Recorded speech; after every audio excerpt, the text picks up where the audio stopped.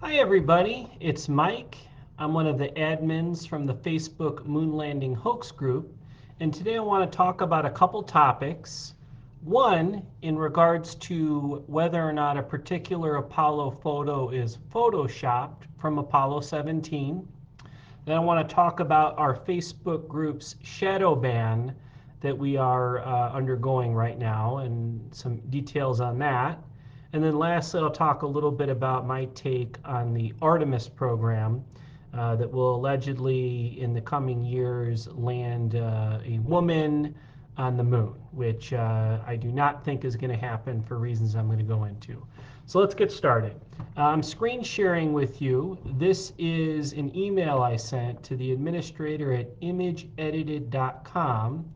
And you can see here my email I sent him to today stated that I would like a professional opinion on a photo uploaded 4 places. And I gave the links to each photo. And you might remember a prior live stream that I had done.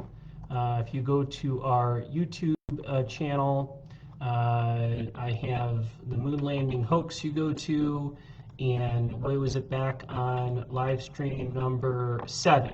So I'm showing it right here on the screen. On this particular live stream, I proved a particular Apollo photo was a composite, which was from Apollo 17 134 magazine number, the magazine was number 134 from Apollo 17, and it was photo number 20384.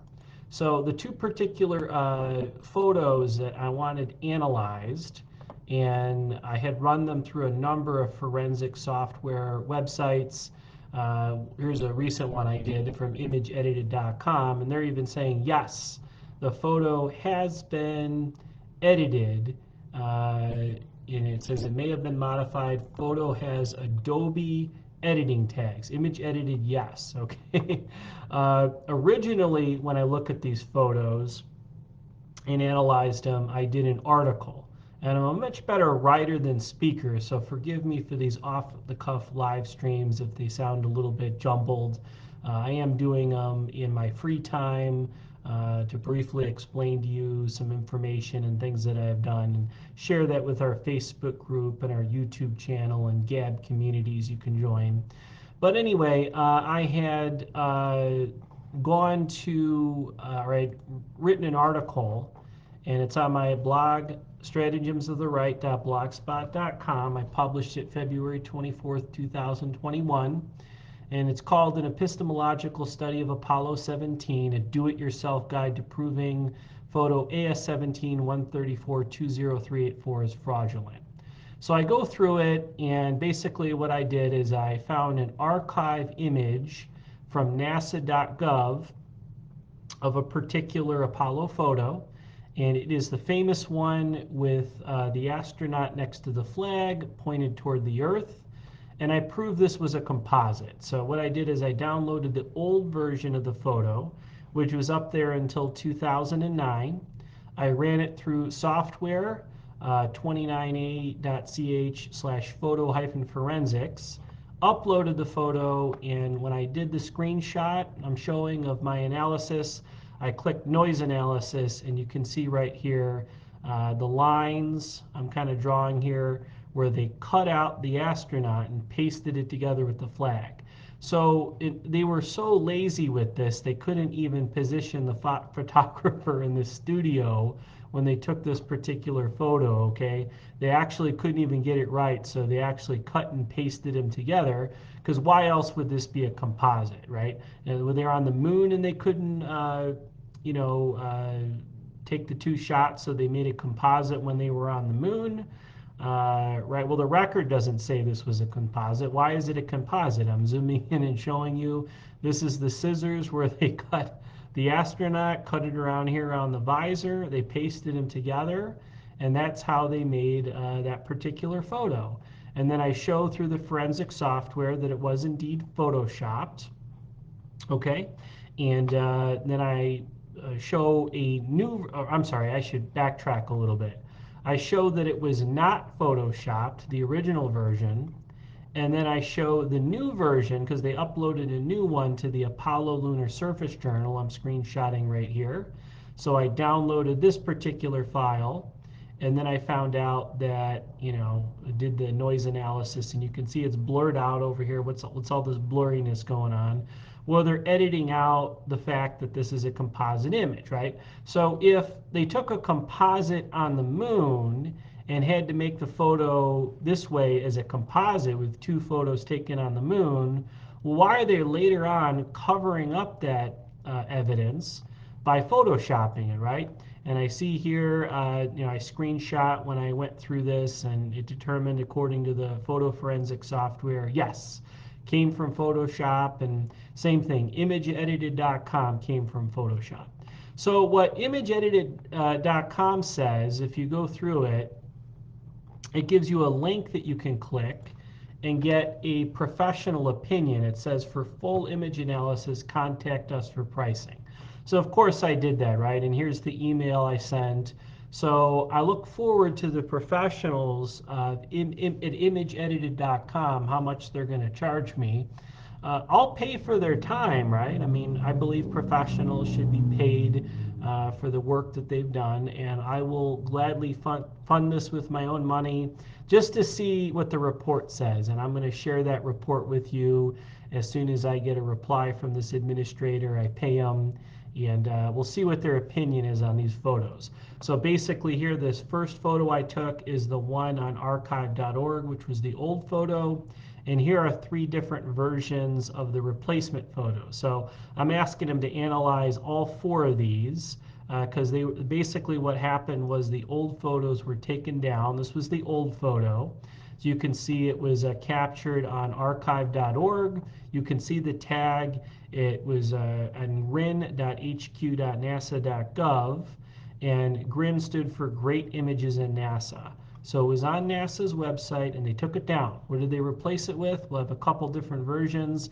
hq.nasa.gov. This is from the Apollo Lunar Surface Journal. So that's one of the screenshots I showed you earlier for my blog article. That's where I got, the photo when I did the analysis here in my article. And then just for, I guess, shits and giggles, I did a couple other ones because there are other sites on the NASA website, eol.jc.nasa.gov. It's on here. This one is also photoshopped. And then I also took one from NASA's Flickr site. So they got a Flickr site, Project Apollo Archive, on flickr.com, and I asked them to analyze all 4 of those images. We'll see what they say. But if any of you are experts, I guess we can say, in Photoshop and detecting fraud in photography, please reach out to me. Drop a comment, or you can go to our Facebook Moon Landing Hoax group and reach us out that way. But I'd love to hear a professional's opinion as to whether or not this was photoshopped. And you can see kind of the blurry lines in the color listed right there on where they photoshopped. You could even see it. And then you look at the original and you don't see it, right? But if you were to do noise analysis, you would see exactly the scissors they cut, and you could see they cut around. I mean, look at that right there. I mean, I mean, the mountain is over here, but you can't see the mountain in the rest of the picture. Why is that, right? Well, they're cutting around this whole thing. You could even see the outline. Like, you can even see the black outline right over here as I'm driving out. You don't even need to do the noise analysis. You can even see it without it. So clearly, this is a composite photography. You can see it even without, doing the noise analysis I did right here to kind of get out the cropping area. But nonetheless, there are a number of Apollo photographs that are photoshopped. This is probably the most famous one, so I figured I'd review that with you guys. Now, on to the next topic. Let's talk about our Facebook group. I'm pulling it up right here. We are called the Moon Landing Hoax. Don't forget the hyphen. And in here, I have listed our information on our metrics, if you will. How's our group doing? Well, I can tell you that we didn't get 42,000 members for our group, and And I'll show you where it says that. Let's go back. 41,900 members we have to this Facebook group, okay? We've been running this for a number of years. I've been an administrator on it since early 2020. Rasa Fahari is the other administrator right here. And we run the group together with an excellent team of moderators, far more talented than I am. Gerald White, we have Ken, and a great crew that helps moderate the group. But, you know, how do we determine how the group is doing? Well, you click growth in your Facebook group, and we'll check the past 60 days. And basically, there are three categories. There's everyone, members, and visitors. Well, visitors is what we want because it says these are people who've posted or commented group but haven't joined. So basically, these are people that visit the group, meaning they click the group and they actually view it. Now, these here are views, okay? So in the past 60 days, we've had 151,371 views. Well, I can tell you we've had millions of views going back because we used to get 15 to 30,000 views a day. I'm showing you right here. This one at peak, we had 39,963. Normally what happens is we get 15 to 30,000 views, meaning visitors per day. That doesn't include members, right? Members are people that have joined the group and see it. And as you can see here, we have, you know, oh, those are members that have joined, excuse me. Let's go to everyone. Let's go to members, excuse me. So viewed, there we go. So you can see here, you know, we've got 42,000 members, you know, 15,000 views, 6,000, 8,000. This is normal for a Facebook group. By the way, not all 42,000 people are going to visit the page every day.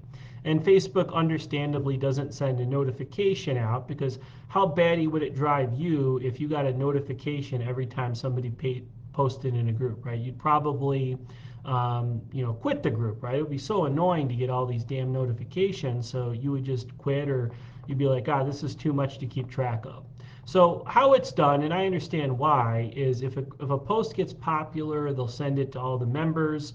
So for example, this live stream I've just posted, probably about 300 of you out of 42,000 are going to get notified, right?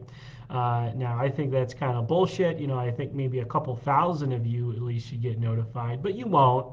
So that's why I put these up on YouTube and maybe some other places later on. I'll upload these live streams so a wider audience can see them. But anyway, going back to visitors.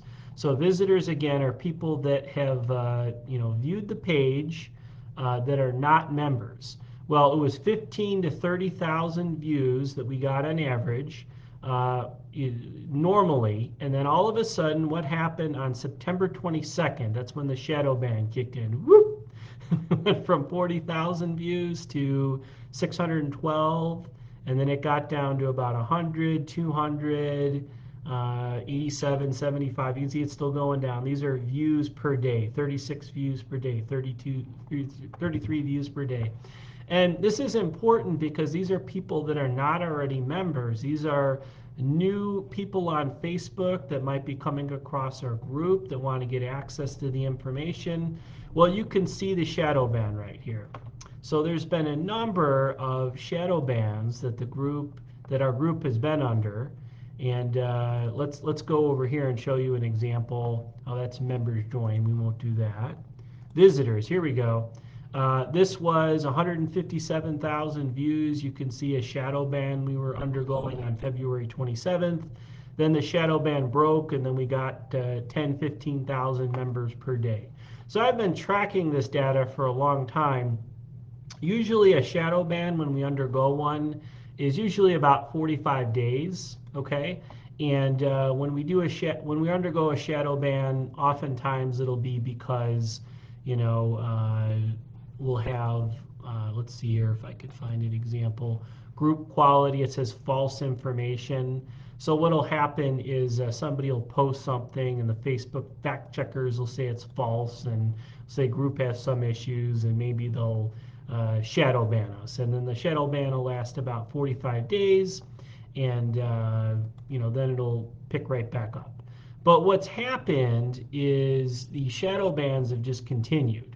So this is the longest shadow ban we've ever gone under, right? So we have 42,000 members. There's no way Facebook should be promoting us to only 100 people per day. I mean, you've seen the articles, right? I mean, the staff, Facebook has cut 10,000 people. The value of Facebook has decreased 70% at stock price. And part of it is bullshit like this, right? They pick on little groups like us and they shadow ban us because they don't want members in the community of Facebook seeing us. And clearly we're a popular group. We drive a lot of interaction, but for some reason Facebook decided to stop showing us to everybody. And of course that's bullshit. But a lot of this came from a particular fact check they did on the Eugene Akers confession video. So the Eugene Akers confession video, by the way, you would go to Bart Sabrell's channel. So you type in Bart Sabrell, and I'll just show you how to find it real quick. He's uploaded the confession video here, and you can see it there. It says Moon Landing Hoax Confession. So he uploaded that back in September, and I even did an analysis if you want to look at it. I transcribed the entire confession video. So if you want to read the confession that I transcribed of Eugene Akers about the moon landing and how his father was a security guard on the Air Force Base in New Mexico in 1968, when ostensibly this was filmed June 1st to June 3rd. So that's when it was filmed, and the confession video was released. And soon after, in September, by September 22nd, a shadow ban was put under place. So that's why on our Facebook group, there's very limited viewers, right? It's mainly you guys. We're kind of an echo chamber talking to each other. We're not reaching new people, which is kind of sad. All right, now the last thing I want to talk about, of course, is the Artemis program. And you can go to, oh boy, they love the ads here. Space.com is a popular site for people that want updates and information on what's going on. So just real briefly, Artemis is a program ostensibly to take women back to the moon.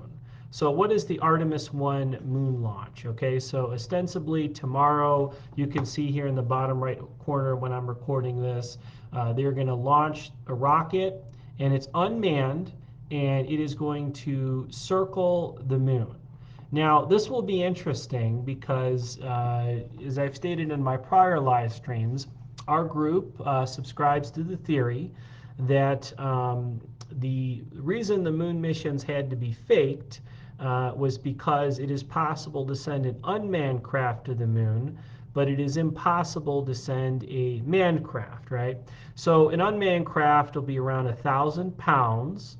And this is the analogy I use when I describe it to people. Like, well, first of all, before I get into the analogy, let's talk about the reason. Assuming we could get a capsule that weighed 60,000 pounds, which is roughly what Apollo was when we had all the different parts into orbit that blasted off. They call it translunar injection from the 200-mile orbit above the Earth. So you go up 200 miles to 400 miles. They call that low Earth orbit. They circle the Earth, and then they take another blast, and it's a 240,000-mile journey, of course, to the moon, right? So the reason you can't do that with men in it is because, as I've stated before, Earth has an iron core. The iron core projects a magnetic field. The magnetic field traps radiation. The radiation would kill human beings. The radiation comes not just from our sun, it comes from exploding stars throughout the universe. So the reason we can live on Earth is because of Earth's iron core projecting a magnetic field trapping radiation. You can have humans go into low Earth orbit because that is within the magnetic field. You go beyond that, humans die of the radiation. So why is it that only the Apollo missions have ever gone beyond low Earth orbit, which is roughly the distance between New York and Boston, but up in the sky? That's where the International Space Station sits. Why is it that only the Apollo missions were the only ones to have ostensibly taken men to the moon, right? Well, some people will say, well, it's 240,000 miles away. It costs too much money to go that far. Well, okay, they haven't gone 1,000 miles up. What about, high Earth orbit? Why not, 10,000 miles up, right? You don't need to go 240,000 miles to the moon. Maybe that's too expensive. But why the hell are human beings only going up 400 miles? And why is it that that's just below the belt of a magnetic field that blocks radiation? Well, isn't that a coincidence? Okay. So with that information out of the way, the other issue is, of course you can send unmanned probes like 1,000 pounds, because those aren't flesh and blood human beings, plus they're a lot lighter, and you can blast those and maybe land a robotic probe on the moon. So we're not disputing that that has been done. What we're disputing is that whether men have landed on the moon or not, and of course they haven't. Well, what's interesting about this particular Artemis mission is there's going to be a craft, and it'll be roughly 30,000 pounds or more. I can go into this in much greater detail on a future live stream, but the top part of the rocket I'm circling right here is a craft that is actually going to orbit the moon. That's going to weigh roughly what Apollo did. Well, think of it this way. This is the best analogy I can give to help you understand this. Imagine tossing a tennis ball on the roof to a two-story home you're living in. Well, you could probably do that, right? Because the tennis ball is pretty soft. Well, imagine tossing a bowling ball on the roof of your home with your own arms, right? I mean, how more difficult would that be? Or a shot put, for example. An 8-pound ball versus, a ball that's, a tenth of a pound or something like that. That's what we have to be thinking about when we're talking about Apollo, because we have crafts that are 60,000 pounds versus like 1,000-pound satellite, right? And the issue is, it is a huge technological accomplishment to even get something that heavy into lunar orbit.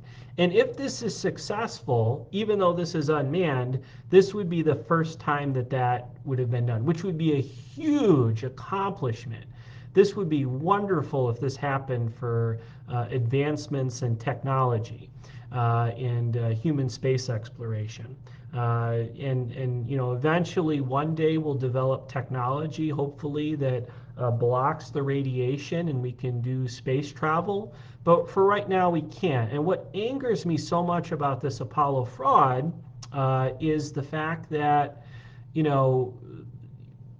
accomplishments like this would be huge, but you get these damn boomers that grew up in the 1960s and saying, oh, well, we went to the moon 50 years ago. I was 14 and we had more grit than your stupid generation does. And, we were able to land on the moon, and you can't even get a rocket into lunar orbit.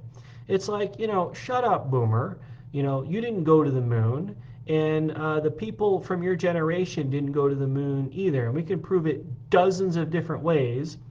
And here in the modern era, you have hardworking engineers who built this craft, which would be a wonderful technological accomplishment if it can be done, and send a craft that's heavy enough to orbit the moon with, in a future mission with human beings in it.